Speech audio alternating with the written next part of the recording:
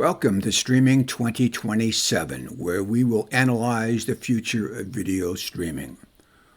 What players will survive the seismic shift of streaming, and what players will thrive?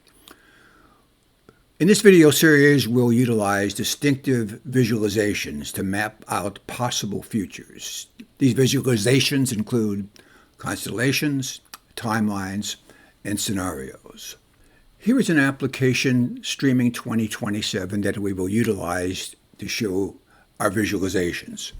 For example, let me click on constellations, and let's take a look at sports streaming, for example. Well, there's a constellation overview with a lot of detail, which we'll discuss in a future video. There is a nice graphic from Morgan Stanley, which talks about expenditures in the market, commitments in the market. But we want to get down to constellations, sports constellations.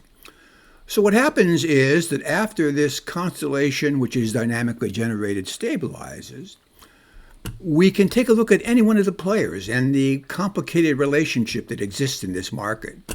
For example, if we want to focus on ESPN, we can do so, and everything coming into ESPN and going out represents a relationship that the company will have now or have in the future.